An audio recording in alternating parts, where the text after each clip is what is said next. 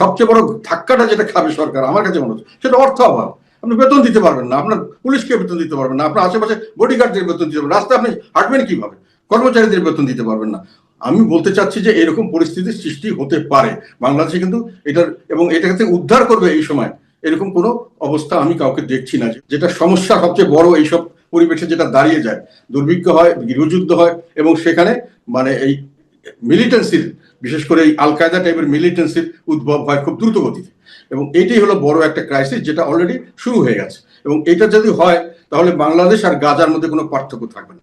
মানে যখন ওই মানে আশেপাশে যারা থ্রেট মনে করবে এইসব কারণে, তারা ওই গাজার মতো অবস্থা আমাদের দাঁড়িয়ে যেতে পারে। হয়তো সামনের দিকে খেয়াল করতে হবে, এবং তারপরে সমস্যার সমাধানে চাপিয়ে দিবে কারা? মানে আপনি বলতে চাচ্ছেন যে ভারত যাদেরকে আমরা আমাদের গার্জেন মেনেছি এবং যাদের কথা মতো আমরা যা আচ্ছা তা করছি এতদিন পর্যন্ত, যেমন সার্জিও গোর আসলেন, উনি আমাদের একজন বোঝা যাচ্ছে যে ওনার কথা মতো অনেক কিছু ঘটবে।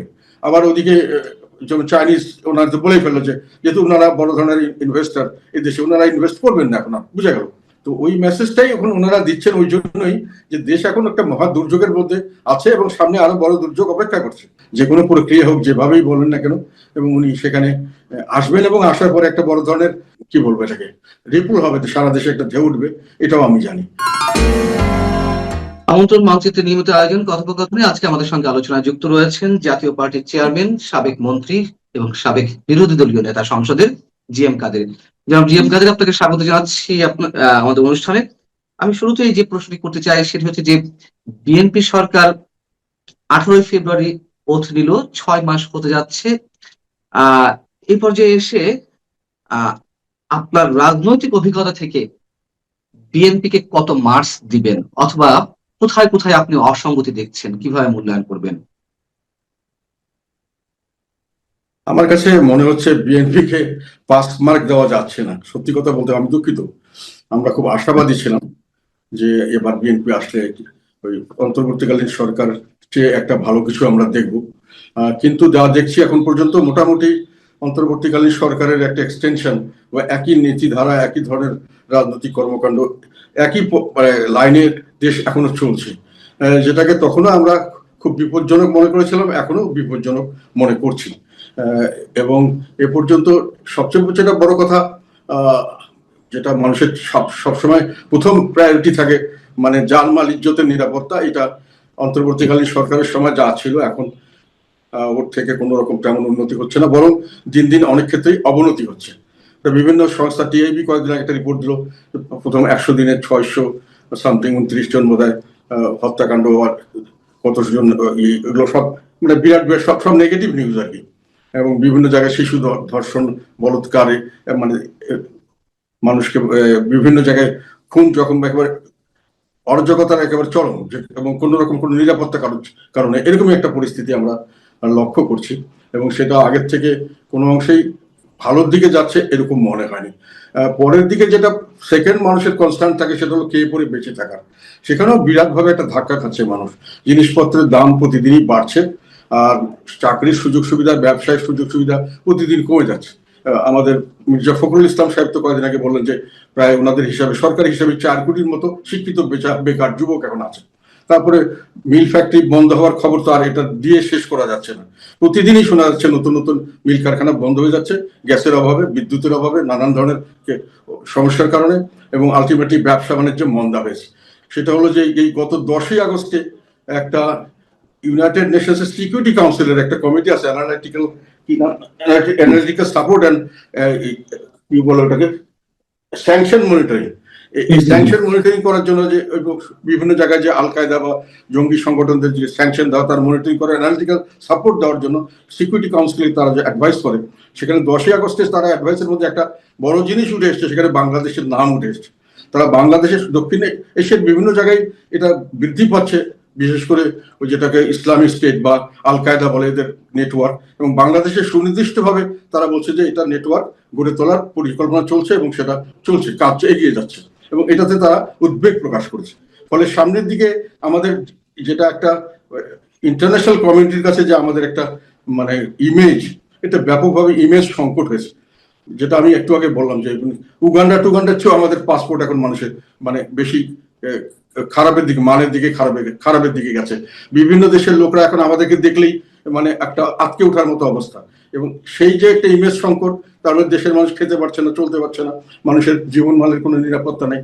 কাজে এইসবের থেকে পরিত্রাণের কোনো সম্ভাবনা হঠাৎ করে যে দেখে মনে করলাম না ঠিক আছে এখন আছে 2 মাস পরে ভালো হবে, এরকম কোনো দেখা যাচ্ছে না।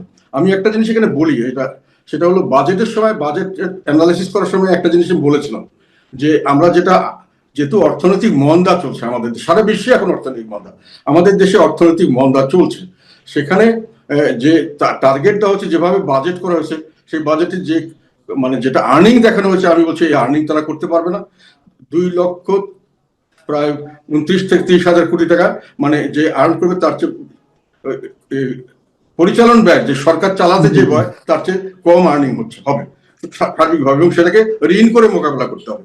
কাজে সরকার কিন্তু সামনে, কালকে আমাদের এক মন্ত্রী, আমাদের ইকবাল হোসেন টুকু, উনি বলেছেন এক জায়গায়, হয়তো কথায় বলেছেন, কিন্তু কথাটা খুব গুরুত্বপূর্ণ কথা, যে সামনের দিকে আমরা সরকারি কর্মকর্তা কর্মচারীদের বেতন দিতে পারবো কিনা সেটা নিয়ে সংশয় দেখা দিয়েছে, এবং এটা আমি বাস্তবতাই মনে করছি।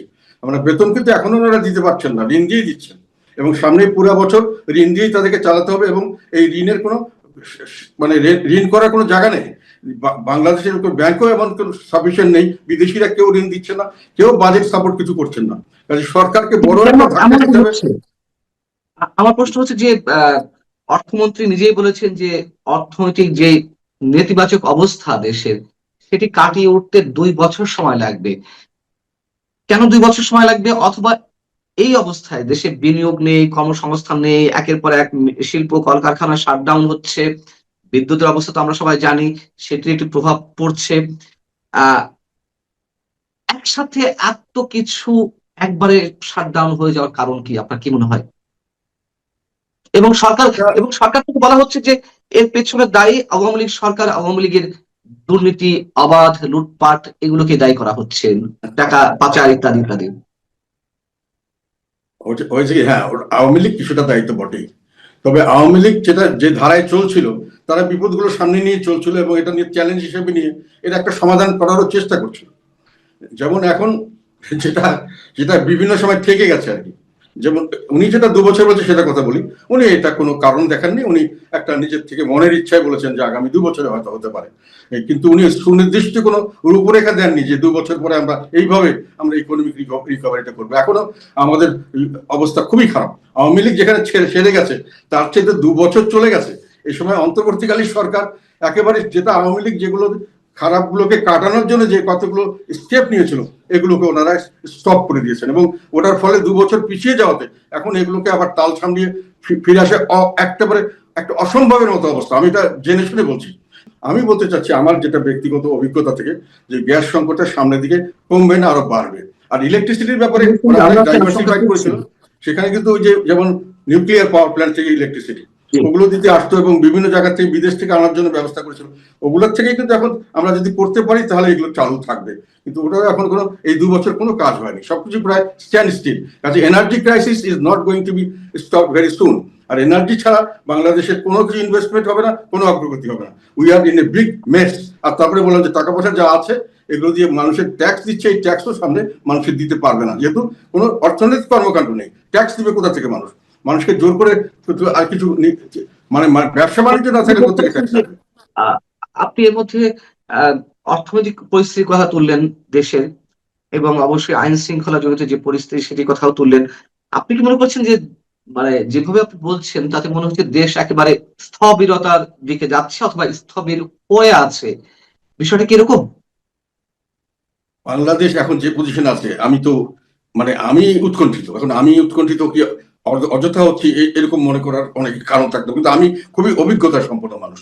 আমি এনার্জি সেক্টরে কাজ করেছি, এখানে আমি মন্ত্রী এমপি হওয়ার আগে প্রায় 7-8 বছর আমি স্পেশালি ট্রেন ছিলাম, পরে এখানে এসে আমি বাণিজ্য মন্ত্রণালয়ে কাজ করেছি, আমি ইন্টারন্যাশনাল যেমন বিমান পর্যটন মন্ত্রণালয়ে কাজ করছি, আমার কিন্তু ওয়াইড একটা অভিজ্ঞতা আছে। আমি সেজন্য এনার্জি সিকিউরিটি সম্পর্কে আমি ওই 2023-24 সালে আমি ওয়ার্ন করেছিলাম যে এনার্জি সিকিউরিটি, তো সরকার কিছু কিছু ব্যবস্থা গ্রহণ করা শুরু করেছিল, ওটা সাফিসিয়েন্ট হতো কি না হতো সেগুলো সব স্টপ হয়ে গেছে, সেগুলো এখন কিছু নেই। কাজে সামনের দিকে ধপ করে এনার্জি আরো কমে যাবে, এবং বিদ্যুৎ না থাকলে, গ্যাস না থাকলে আপনি পৃথিবীর যে কোনো লোককে আনবেন, এখানে কেউ কিছু করতে পারবে না, এখানে কোনো ইনভেস্টমেন্ট হবে না। এত কোটি কোটি মানুষ বেকার, এদের কোনো যাওয়ার জায়গা নেই। আল্লাহ হয়তো আমাদের রক্ষা করবে, সবসময় আল্লাহ আমাদের রক্ষা করে। আমার কাছে মনে হচ্ছে খারাপ, অবস্থা খারাপ। এবং সরকার মানে সবচেয়ে বড় ধাক্কাটা যেটা খাবে সরকার আমার কাছে মনে হচ্ছে সেটা অর্থ অভাব।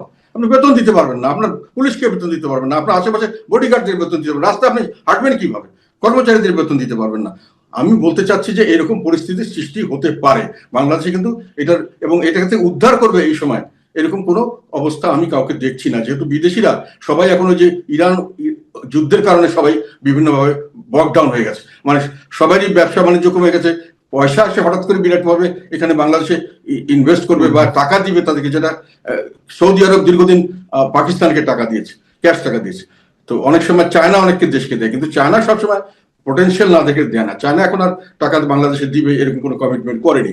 যেগুলো জায়গা তারা নিয়েছে এগুলো তারা ডেভেলপমেন্ট করার জন্য যে বিদ্যুৎ এবং গ্যাসের দরকার, এটার ব্যবস্থা না হলে তারা ইনভেস্টমেন্ট করতে আসবেও না। তার কাজে বাংলাদেশে ইনভেস্টমেন্টও আসছে না, টাকাও আসছে না। বিদ্যুৎ সেক্টর, গ্যাস সেক্টর এগুলো অত্যন্ত নাজুক পরিস্থিতিতে আছে, ইন্ডাস্ট্রিয়ালাইজেশন খুব খারাপ পরিস্থিতি, এবং বাংলাদেশের সরকারের অর্থের অভাব অত্যন্ত প্রকট বলে আমার ব্যক্তিগতভাবে মনে হচ্ছে। এবং তার মধ্যে আবার এই যেটা সমস্যা সবচেয়ে বড় এইসব পরিবেশে যেটা দাঁড়িয়ে যায়, দুর্ভিক্ষ হয়, গৃহযুদ্ধ হয়, এবং সেখানে মানে এই মিলিটেন্সির, বিশেষ করে এই আল কায়দা টাইপের মিলিটেন্সির উদ্ভব হয় খুব দ্রুত গতিতে। এবং এটাই হলো বড় একটা ক্রাইসিস যেটা অলরেডি শুরু হয়ে গেছে। এবং এটা যদি হয় তাহলে বাংলাদেশ আর গাজার মধ্যে কোনো পার্থক্য থাকবে না। মানে যখন ওই মানে আশেপাশে যারা থ্রেট মনে করবে এইসব কারণে, তারা ওই গাজার মতো অবস্থা আমাদের দাঁড়িয়ে যেতে পারে।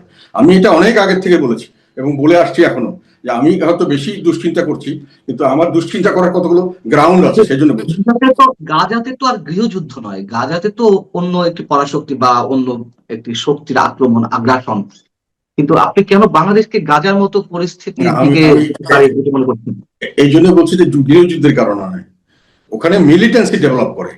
যখন মানুষের অভাব অভিযোগ বেশি হয় প্রিডমিনেন্টলি মুসলিম কান্ট্রিতে, যেটা ভারতের জন্য একটা বড় সমস্যা, অনেকে ভারত সম্পর্কে অনেক ধারণাটা ক্লিয়ার নেই। ওদের সমস্যাটা কিন্তু বাংলাদেশের ব্যবসা বাণিজ্য তাদের কোনো বড় জিনিস নয়।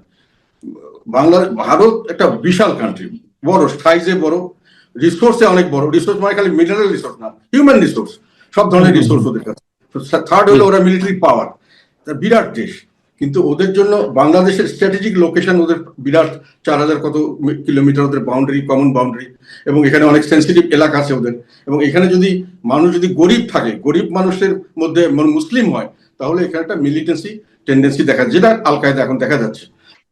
এই সুযোগটি কেন? আমরা দেখলাম ডক্টর ইউনূস সরকারের সময় থেকে জঙ্গিবাদের এক ধরনের মাথা চাড়া দেওয়ার চেষ্টা, এবং সেটি কোনো কোনো ক্ষেত্রে আমরা দেখলামও আইসিসির কালো পতাকা নিয়ে দিনের পর দিন মিছিল, বিক্ষোভ এবং মৌলবাদের আস্ফালন। এখন এসে আল কায়দার নতুন আন্তর্জাতিক সন্ত্রাসী সংগঠন, জঙ্গি সংগঠনের সেল বাংলাদেশে স্টাবলিশের চেষ্টা করা হচ্ছে। এর কারণ কি মনে হয় আপনার? এটার কারণ হলো কি, ওরা অনেকদিন থেকেই মৌলবাদীরা এখানে অ্যাক্টিভ ছিল, যেটা শেখ হাসিনার সময় খুব কঠোর হস্তে দমন করা হয়েছে। আমরা ওনাকে অনেক সময় এটা নিন্দাবাদ করতাম, কিন্তু আমরা এটা বুঝতে পারিনি। এখন বোঝা যাচ্ছে যে ছিল। এবং এই স্টুডেন্টদের একটা খুব ন্যায্য দাবি, কোটার বিরুদ্ধে আন্দোলন যেটা হয়েছে, এবং এই স্টুডেন্টরা যে দাবিটা শুরু করেছে, আমরা সেখানে যোগদান করেছিলাম, যেটা ছাত্রদের দাবি থেকে ছাত্র জনতার বৈষম্য বিরোধী একটা আন্দোলনে রূপান্তরিত হয়েছিল। সেটাকে এটার ক্যামোফ্লেজে এরা ভিতরে ঢুকে ব্যাপকভাবে সরকারের পতনের জন্য অনেক কিছু করেছে, সরকারকে পতন করিয়েছেন। এখানে আমরা এখন অনেক জায়গা থেকে অনেক কিছু শুনতে পাচ্ছি, ইন্টারন্যাশনাল ইনভলভমেন্টের কথা আসছে। যাই হোক, কিন্তু তখন তারা বলতে চাইলেন যে এটার জন্যই আন্দোলন হয়েছে, আন্দোলনটা আমরা এই ওদের একটা রাইটিস্ট উত্থান, ওটাই বলছো, আমরাই করেছি, আমরা মানুষকে হত্যা করেছি, পুলিশকে হত্যা করেছি, আমরা নাশকতা করেছি, আমাদের কারণেই হয়েছে। এবং এমনকি ওনাদের কিছু কিছু যারা লিডারশিপে ছিলেন তারা বললেন যে আমরা প্রস্তুত ছিলাম, যদি এটাতে সফল না হতাম তাহলে অস্ত্রশস্ত্র নিয়ে আমরা যুদ্ধ করে এটাকে স্বাধীন করতাম। তার মানে তাদের যুদ্ধ প্রস্তুতি ছিল, তাদের অস্ত্রশস্ত্র ছিল, গোলা বারুদ ছিল, তাদের ট্রেনিং ছিল। এগুলো কে করিয়েছে? এগুলো সমস্ত উগ্রবাদী সংগঠনগুলো। এগুলো ছাড়া, এবং জামাত স্বীকার করেছে যে তারা এটার সঙ্গে ব্যাকগ্রাউন্ড এরাই ছিল, বিদেশিরা সমর্থন করলো, তারা এখানে চালু করলো, এবং সেখানে দেশটাকে ভাগ করলো সুন্দরভাবে। একটা হলো রাইটিস্ট যেটাকে বলা যায়, এবং উগ্রবাদী এবং মৌলবাদীরা এবং সাম্প্রদায়িক শক্তি, আর একটা হলো লিবারালস। আর আরেকটা করলো যে যারা ওই মানে শেখ হাসিনার সরকারের সময় অত্যাচারিত হয়েছে বিভিন্ন কারণে, তারা সবাই দেশপ্রেমিক। এই অত্যাচারিত লোকরা যখন দেশপ্রেমিক হিসাবে সার্টিফিকেট রাষ্ট্রের থেকে সার্টিফিকেট পেয়ে গেল, তখন সমস্ত ধরনের এই আল কায়দা টাইপের যতগুলো সংগঠন সবগুলোই দেশপ্রেমিক হিসেবে বাংলাদেশে অফিসিয়ালি অ্যাকসেপ্টেড হল, এবং তারপর থেকে তারা বিভিন্ন তাদের সাজা মাপ তাদেরকে ইয়ে থেকে দেওয়া হলো, তাদেরকে মুক্তি দেওয়া হলো জেল থেকে, তাদেরকে খালাস করে দেওয়া হলো, সমস্ত চার্জ বাতিল করে দেওয়া করে ফ্রি করে দেওয়া হচ্ছে। এবং এরা তখন আবার একটা সুযোগ পেল, এবং এরা এই দেশটাকে, যেহেতু মুসলিম প্রধান দেশ এবং এখানে পভার্টি, মানুষ খুব এই গরিব, সেই পভার্টির সুযোগ নিয়ে এবং ইসলামী ভাবধারাটাকে বিভিন্নভাবে তাদের মাথায় ঢুকিয়ে দিয়ে তারা একটা মিলিটেন্সি করার চেষ্টা করলো, যেটা কিন্তু গাজাতেও একই জিনিস হয়েছে। সেই ভারত বিরোধী শক্তি এখন স্ট্রং বেশি, এবং সরকারও একটি শর্ত জুড়ে দিয়েছে, এরকম গুঞ্জন শোনা যাচ্ছে, যদি এটি কোনো ভিত্তি আমরা এখনো পাইনি, যে শেখ হাসিনাকে যতক্ষণ পর্যন্ত প্রত্যর্পণ চুক্তির আওতায় ফেরত না দেওয়া হবে ততক্ষণ পর্যন্ত ভারতের সাথে নতুন কোনো সম্পর্ক নয়, বা সম্পর্কের উন্নয়নের জায়গায় নিয়ে যাওয়া নয়। আপনি কি তেমনটি মনে করেন? এটা আমি জানি না সরকারকে কারা কি বুদ্ধি দিচ্ছে। আমার অভিজ্ঞতা থেকে বলছি যে এটা মানে দারুণ ভাবে সরকারকে মিসগাইড করা হচ্ছে। একটা জিনিস আমরা অনেক সময় ভুল করি, মানে কি বলবো এটাকে, আমি নিজেকে ছোট করে বলতে চাই না, কিন্তু ভারত একটা বড় শক্তি, যেটা বললাম বড় দেশ, এদের বড় অনেক রিসোর্সফুল কান্ট্রি, বড় একটা সামরিক শক্তি, এবং এদের কাছে বাংলাদেশের গুরুত্ব, ব্যবসা বাণিজ্যকে যেটা আমরা বলতে চাই বাংলাদেশ, ওদের ওটা গুরুত্ব নাই। ওদের একটাই গুরুত্ব আছে যে এটা একটা ল্যান্ড যেটা স্ট্র্যাটেজিক লোকেশনে অবস্থিত, এবং যেখানে হিউজ পরিমাণে মুসলিম মেজরিটি এবং পুয়ার কান্ট্রি, এটাকে আমাদের বিরুদ্ধে যদি কেউ ব্যবহার করতে চায় এটাকে একটা হিসাবে ইউজ করতে পারবে। এখানে যেমন আল কায়দা আসে, এরকম ধরনের সন্ত্রাসী গোষ্ঠী আসে, এরকম ধরনের সাম্প্রদায়িক শক্তি আসে, তারা আমাদের ক্ষতি করার জন্য এটাকে, এই ভূমিটাকে ব্যবহার করতে পারে। এটাকেই তাদের একমাত্র কনসার্ন, এবং তারা সবসময় চায়, আমি দেখেছি তাদের কে কি বলে আমি জানি না, তারা চায় যে এই দেশটা তাড়াতাড়ি একটু সমৃদ্ধশালী হোক, মানে গরিব থেকে উপরে উঠুক, তাহলে আমাদের এই সংখ্যাটা থাকে না। এখন প্রশ্ন হলো যে না, এখন যদি ভারতের ওগুলো তারা প্রিপারেশন নিচ্ছে, আমরা অনেক সময় ভুল করি। ওরা কিন্তু সাধারণভাবে এটাকে একটা শান্তিপূর্ণভাবে একটা প্রসপারাস দেশ হোক, এখানে কোনো সেরকম কোনো সমস্যা না থাকুক, আস্তে আস্তে সব শিক্ষিত হয়ে উঠুক, মানুষের সম্পদশালী হোক, তাহলে এই মিলিটেন্সি এখানে সহজে আসবে না এবং ওরা সেফ থাকবে, এটা তারা মনে করে। এই জন্য তারা সহযোগিতাও করতে চায়। কিন্তু যদি কোনো কারণে তারা মনে করে যে এটা হচ্ছে না, তাহলে কিন্তু ওরা যেন সরকারের সাথে কথাবার্তা বলছে যে এটাকে যে কোনো ভাবে এটাকে থামিয়ে একটা নর্মাল পরিস্থিতিতে আনা যায় কিনা, তারা সহযোগিতা করে হাত বাড়িয়ে দিচ্ছে। আর সরকার যদি এটাকে মানে অন্য কিছু মনে করে এটার বিরুদ্ধে আচরণ করে, আমি পরিষ্কার কথা বলতে চাই, আমি একটা সময় দেখেছিলাম ওই যে প্রণব মুখার্জি একবার প্রেসিডেন্ট ছিলেন, আসছিলেন উনি, বেগম খালেদা জিয়া ওনাকে একটা গন্ডগোলের সম্বন্ধে 2014 আগে বা কোন সময় ওনাকে ডেকেছিলেন যে আমার সঙ্গে আসেন, কথা বলেন, কি করা যায়। ওরা চাচ্ছিল একটা মীমাংসা করা যায় কিনা, উনি রিফিউজ করেছিলেন, বলছেন না আমার এখন হরতালের কারণে যাচ্ছি না। আমি পরবর্তীকালে ভারতের অনেক রাজনীতিবিদ অনেকের সঙ্গে কথা বলেছি, এরা এটাকে বিরাট ভাবে একটা অপমান মনে করছে। আমি তো কমার্স মিনিস্ট্রি ছিলাম, আমাদের সাথে ব্যবসা না করলে তাদের খুব একটা লস নাই, আমরা তাদের সাথে ব্যবসা না করলে বিশাল ভাবে লুজার হবো। এটা বললে আমি ভারতের দালাল তা না, আমি প্র্যাকটিক্যাল থেকে বলছি। তো যাই হোক, ওটা না, কিন্তু সেকেন্ড অপশনও তাদের কাছে থাকে, মানে যদি এটা না হয় then they will take other options, but তারা এই অপমানটাকে খুব সহজভাবে গ্রহণ করবে না, এটা আমার অভিজ্ঞতা থেকে বলছি।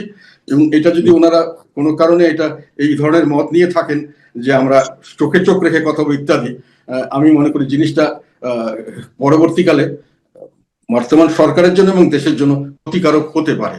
যেমন জিএম কাদের একটি বিষয় বেশ গুঞ্জন আকারে শোনা যাচ্ছিল, যখন ভারতে নিযুক্ত মার্কিন রাষ্ট্রদূত এবং দক্ষিণ এবং মধ্য এশিয়া বিষয়ক মার্কিন বিশেষ দূত সার্জিও গোর কদিন আগে বাংলাদেশ সফরে এলেন। তিনি ওই সময় আপনার সঙ্গে বৈঠক করেছেন এবং আওয়ামী লীগের কারোর সঙ্গে বৈঠক করেছেন। এই বিষয়টি আসলে কি? না, উনি এসেছিলেন, ওনার আমরা যতটুকু আমরা দেখলাম উনি একেবারে একটা কোনো কিছু বোঝার জন্য আসেননি, বুঝে শুনে এসছেন এবং কিছু মেসেজ দিয়ে গেছেন বিভিন্ন জায়গায়, এটা আমরা যেটা বুঝতে পেরেছি। আমার সঙ্গে কথা বলার কথা হয়েছিল, অনেক সময় অনেক লেভেল থেকে বলা হয়েছিল, পরবর্তীতে এটা হয়নি। আওয়ামী লীগের সঙ্গেও কতটুকু হয়েছে আমি জানি না, এটা হয়তো কোনো কারণে ওটার প্রয়োজন মনে করেনি আমাদেরটা, কেননা ওনারা আমাদের সম্পর্কে ওয়াকিবহাল ছিলেন, সব বুঝে এসছেন। ওনারা যে জিনিসটি করতে চাচ্ছেন বলে আমরা বিভিন্নভাবে হিন্টস পাচ্ছি, যেটা অনেকদিন আগের থেকে ভারত বলে আসছিল যে একটা ইনক্লুসিভ পলিটিক্স দরকার, এবং নির্বাচনটা তারা ইনক্লুসিভই চেয়েছিল। যাই হোক, সেটা পরের কথা, নির্বাচন যখন হয়ে গেল, তারপরেও ইনক্লুসিভ রাজনীতি মানে সব দলকে সমানভাবে রাজনীতি করার সুযোগ দিতে হবে, না হলে স্টেবিলিটি আসবে না। এটা ছিল ভারতের কথা। পরবর্তীকালে ওই সার্জিও গোরুনি এসে যেটা বললেন এবং ওনার বডি ল্যাঙ্গুয়েজে যেটা বোঝা গেল যে উনি মোটামুটি ভারতের সাথে, ভারত যেটা করতে চাচ্ছে ওনারা তাদের বিরোধিতা করছেন না বা তার সঙ্গে একমত, ওনারা এই ধরনের মনে হলো আর কি। আর তারপরে যেটা সবচেয়ে মজার ব্যাপার হলো যে তার একদিন পরেই বোধ হয় চাইনিজ অ্যাম্বাসেডার একটা সাংঘাতিক কথা বলেছেন, যেটা খুবই আমার কাছে মনে হচ্ছে যে এটা গুরুত্বপূর্ণ আর কি। ওটাও উনি একই কথা বলেছেন যে বাংলাদেশে এই মুহূর্তে প্রয়োজন হলো মানে স্থিতিশীলতা এবং ঐক্যবদ্ধ মানে জাতীয় একটা ঐক্য আর কি। মানে অর্থ হলো একই কথা যে স্থিতিশীলতা দরকার এবং স্থিতিশীলতার জন্য ইনক্লুসিভ রাজনীতি দরকার। এই কথাটা সকলেরই একই মেসেজ আর কি। তো ওই মেসেজটাই এখন ওনারা দিচ্ছেন ওই জন্যই যে দেশ এখন একটা মহা দুর্যোগের মধ্যে আছে এবং সামনে আরো বড় দুর্যোগ অপেক্ষা করছে। এটা জাতীয় ঐক্য ছাড়া এই দুর্যোগ মোকাবেলা সম্ভব না, এবং কেননা জাতীয় ঐক্য ছাড়া কোনো স্থিতিশীলতা সম্ভব না। আপনি অর্ধেক লোককে মেরে কেটে সাফ করে দিয়ে বাকি অর্ধেককে নিয়ে দেশ চালাবেন, এবং এটাও তো এক ধরনের জেনোসাইড। তারা যেভাবে বলছে সব নিশ্চিহ্ন করে দেওয়া হবে, তাদের কোনো রাইটস রাখা হবে না, তাদের কোনো ফিজিক্যালি তাদেরকে রাখা হবে না, এই ধরনের হুমকি তো দেওয়া হচ্ছে এবং কাজ করা হচ্ছে যে সামনের দিকে ইনক্লুসিভ রাজনীতি করতে হবে। এবং এটা যদি বর্তমান সরকার সহজভাবে না করেন, ভালো না করলে হয়তো চাপিয়ে দেওয়া হবে, এবং সেইভাবেই হয়তো সামনের দিকে খেয়াল করতে হবে এবং তারপরে সমস্যার সমাধানে। চাপিয়ে দিবে কারা? মানে আপনি বলতে চাচ্ছেন যে ভারত এবং যাদেরকে আমরা আমাদের গার্জেন মেনেছি এবং যাদের কথা মতো আমরা যা আচ্ছা তা করছি এতদিন পর্যন্ত, মানে বড় বড় শক্তি আর কি, যারা আমাদের আশেপাশে কাজ করছে। এটা তো আমি স্পেসিফিক্যালি বলতে গেলে এখন মানে অনেকদিন থেকে তো আমরা দেখছি, যেমন সার্জিও গোর আসলেন, উনি আমাদের একজন বোঝা যাচ্ছে যে ওনার কথা মতো অনেক কিছু ঘটবে। আবার ওদিকে যেমন চাইনিজ ওনারা তো বলেই ফেললো যে যেহেতু ওনারা বড় ধরনের ইনভেস্টার এই দেশে, ওনারা ইনভেস্ট করবেন না এখন, বুঝা গেল, আনটিল আনলেস স্টেবিলিটি আসে, এবং তার জন্য তারা ইউনিটি চাচ্ছেন, এটা বোঝা গেল। ভারত তো অনেক আগে থেকে বলছেন যে আমরা ইনক্লুসিভ নির্বাচন চাচ্ছি। তো মোটামুটি এই শক্তিগুলি তো এক হয়ে গেছেন একটা ব্যাপারে, এটা আমরা যদিও পরিষ্কার ভাবে না বললেও ইনডাইরেক্টলি বা কিছুটা ক্ষেত্রে পরিষ্কার বোঝা যাচ্ছে যে সামনের দিকে রাজনীতিকে তারা ওই দিকে নেওয়ার জন্য চেষ্টা করবেন, এবং এটা থেকে যারা চীন তো এই মুহূর্তে বাংলাদেশে ইনক্লুসিভ রাজনীতি হোক আর না হোক সেদিকে তাকাচ্ছে না, তাদের প্রভাব বিস্তার করতে চাইছে। আবার চীনকে ঠেকানোর জন্য ভারত আর যুক্তরাষ্ট্র এক হয়েছে। সার্জিও গোরের যে বাংলাদেশ সফর, সেটির অন্যতম লক্ষ্য ছিল চীনের প্রভাব মোকাবেলা করা। তাহলে ইনক্লুসিভ রাজনীতির ক্ষেত্রে ভারত এবং যুক্তরাষ্ট্র এই মুহূর্তে না হয় তাদের স্বার্থের জায়গা থেকে এক হচ্ছে, চীন কি তাদের জায়গায় একমত পোষণ করবে? এটা আমাদের কতগুলো ভুল ধারণা আর কি। রাজনীতিতে চীন কিন্তু একটা কথা, চীনের একটা ইয়েতে আছে যে বিড়াল সাদা কি কালো সেটা আমার দেখার বিষয় না, ইঁদুর মারে কিনা সেটা দেখবো আমি। মানে চীনের রাজনীতি হলো আমি ব্যবসা করতে চাই ওই দেশের সঙ্গে, আমি বাণিজ্য করব, তার জন্য পরিবেশ দরকার আমার, এবং সেটা কে করতে পারবে সেটা বড় জিনিস নয়। আর ফ্রেন্ডশিপ ও রাজনীতিতে কোন সময় যে চায়না এবং আমেরিকা এক হবে কারো বিরুদ্ধে, আবার কোন সময় যে ভারত আর চায়না এক হবে আরেকজনের বিরুদ্ধে, আবার কোন সময় যে ভারত আর আবার ইন্ডিয়া এক হবে আবার চায়নার বিরুদ্ধে, এগুলো খুবই মানে এগুলো কোনো ওয়েল ডিফাইন্ড না। যখন যেটা পরিবেশ সৃষ্টি হয় এইভাবে ইউজ করা হয়। রাজনীতির খেলার এটি যে কেউ কোনো পার্মানেন্ট বন্ধু না, কেউ কোনো পার্মানেন্ট শত্রু না। তো আমার একটা কথা বলে চীন একেবারে পরিষ্কার বলেছেন, চীনের অ্যাম্বাসেডারের বক্তব্য আমি যেটা ফলো করেছি, একটা সাংবাদিকদের উত্তরে উনি বলছেন যে বাংলাদেশের জন্য এখন স্থিতিশীলতা দরকার এবং জাতীয় ঐক্য দরকার, এই ধরনের একটা কথা আমি শুনেছি আর কি ওনার একটা প্রেস ব্রিফিং। চীনের রাষ্ট্রদূত কিন্তু, আপনি যার কথা বলছেন ইয়াং ওয়েন, চীনের অ্যাম্বাসেডার, তিনি কিন্তু আবার স্পষ্ট করে বলেছেন, বা চীনের প্রেসিডেন্টও এই ধারণা দিয়েছেন যে বাংলাদেশে অন্য কারোর হস্তক্ষেপ তারা বরদাস্ত করবে না। যে কথা তারা এর আগে কখনো এভাবে কখনো বলেনি, সেই কথা বলেছে যে, অর্থাৎ তারা যুক্তরাষ্ট্র ও ভারতকে মিন করেছে। সেটাই মিন করুক, ওনারা বরদাস্ত করবে না ওটাও বলবে, আবার বাকি সবাই এটা একই কথা বলবে, কাজে এটা নিয়ে কোনো কিছু করার নেই। ওনারা বরদাস্ত করবেন না মানে কি, এখন বাংলাদেশ যদি কোনো কারণে আমেরিকার এগেনস্টে চলে যায় বা ভারতের এগেনস্টে চলে যায়, তাহলে কি চীন সামরিক শক্তি নিয়ে আমাদেরকে সেভ করতে আসবে? মানে এটা এরকম ধরনের মনে হচ্ছে কাউকে, মানে এই ধরনের চিন্তাগুলো খুব বাস্তবসম্মত চিন্তা নয় আর কি। এগুলো কেউ কারোর জন্য ওইভাবে যুদ্ধে নেমে পড়ে না। সেটা আমরা দেখেছি, আগেও দেখেছি। পাকিস্তানের সঙ্গে যখন বাংলাদেশ স্বাধীনতা সংগ্রামের সময়, তখন তো আমেরিকা ওদের সঙ্গে ছিল, চীনও ওদের সঙ্গে ছিল, তারপরেও তো ঘটনা ঘটেছে আর কি। কাজেই ওইভাবে সামরিক ভাবে হস্তক্ষেপ সরাসরি করা কোনো দেশের পক্ষে এত সহজ নয়। আর কেনই বা করবে? তারা ব্যবসা করতে চায়, ব্যবসা হলেই হলো। আপনার ব্যক্তিগত একটি অভিমত চাই যে শেখ হাসিনা ফিরে আসার ঘোষণা দিয়েছেন ডিসেম্বরের মধ্যে, আপনি মনে করেন পসিবল, মানে তিনি ফিরে আসবেন? It is not only possible, এটা আমার ব্যক্তিগত অ্যাসেসমেন্ট, ইট ইজ এভিডেন্ট এবং ইট ইজ ওনার জন্য এটা হচ্ছে কোনো সেকেন্ড কোনো অল্টারনেটিভ নেই। উনি, আমি রাজনীতিবিদ হিসাবে বলছি, ওনার রাজনীতি আমি যতটুকু দেখেছি এবং ওনার কোনো কোনো অল্টারনেটিভ নেই। মানে একটা হুলস্থুল একটা অব্যবস্থা চলছে দেশে এখন, এগুলোর থেকে দেশের মানুষ এমনিতেও অ্যাগ্রিভড বিভিন্নভাবে, তারা খুশি না। এখন খুশি না হলে যেটা হয়, সকলের দোষটা গিয়ে পড়ে সরকারের কাছে, সরকার দায়িত্ব নিছে, বড় বড় কথা বলেছে, এখন আমাদের এই অবস্থা কেন? তখন মানুষ হই হই করে মাঠে নেমে পড়ে। এটার জন্য তারা যতই কিছু ভয় দেখাক, একটা পর্যায়ে শেখ হাসিনা তো কম ভয় দেখায়নি, একটা পর্যায়ে মানুষ এগুলো মানে না। মানুষের যান বাঁচানোর জন্য যখন দেওয়ালে পিঠ থেকে যায়, তখন তারা সামনে এগিয়ে যায়, বন্দুকের গুলির কাছেও তারা এগিয়ে যায়। তো এইগুলোর সমস্যা আগে দেখা হয়েছে, আমরা দেখেছি, কিন্তু ইতিহাস থেকে আমরা কোনো শিক্ষা নেই। আমরা শুধু ইতিহাসটাকে ওই পিছনের রিয়ার ভিউ মিররে দেখে সামনের দিকে গাড়ি চালিয়ে গেছি। এটা হলো আমাদের দুর্ভাগ্য। আমি আশা করব বর্তমান সরকারের এখনো সময় আছে, এগুলো জিনিস বিবেচনা করবেন এবং আমরা ওনাদের সহায়তা করবো, সর্বাত্মক সহায়তা করবো। ওনারা যদি ভালো চালায় আমরা কোনো বাধা দিব না, কিন্তু আমাদেরকে নিশ্চিহ্ন করতে চাইলে তো আমরা যদি উঠে দাঁড়াবো, এটা তো স্বাভাবিক। আপনি শেখ হাসিনা ইস্যুতে তাহলে আপনি বেশ কনফিডেন্ট যে, অথবা আপনার যে সোর্স, আপনার যে অভিজ্ঞতা, আপনার যে নানান ধরনের ইনফরমেশন আপনার কাছে রয়েছে, সব মিলিয়ে তিনি ফিরছেন? এখন এগুলো তো আমি তো গণক নই, আমি যেটা দেখি বা বুঝি সেটাই বলি। আমার বক্তব্য হলো, প্রথম দিন থেকে আমি বুঝেছি, যখন উনি বলছেন যে আসবেন, তখনই আমি বুঝেছি যে উনি আসবেন এবং সেই পরিবেশ দেশে আছে। উনি আসলে উনি আসতে পারবেন এবং সেভাবে যে কোনো প্রক্রিয়া হোক, যেভাবেই বলেন না কেন, এবং উনি সেখানে আসবেন এবং আসার পরে একটা বড় ধরনের কি বলবো এটাকে, রিপু হবে, সারা দেশে একটা ঢেউ উঠবে, এটাও আমি জানি। মানে আমার বাস্তব অভিজ্ঞতা থেকে বলছি না, আমি বলছি আমার ধারণা থেকে। এগুলো তো অনেকবার আমরা দেখেছি আগে, কাজে এগুলো আমরা বুঝি। তো এখন যতটুকু এটা, এখন আমি যেটা বলছি সেটা তো, আমি তো গণক না, আমি যেটা বলছি আমার ধারণার থেকে বলছি, আমার অ্যানালাইসিস থেকে বলছি, কিছুটা আমার অতীতের অভিজ্ঞতা থেকে বলছি। কাজেই এরপরে এটা ভুল হতে পারে, যেটা কেউ যদি মনে করে ভুল হলে তারা খুশি হবে, তাহলে ঠিক আছে। আমি এটা মনে আপনাকে করি। অনেক অনেক ধন্যবাদ জনাব জি এম কাদের, আমাদেরকে সময় দেওয়ার জন্য। আপনি ভালো থাকবেন। দর্শক, আপনারা যারা ছিলেন এতক্ষণ আমাদের সঙ্গে, নিশ্চয়ই আপনারাও ভালো থাকবেন।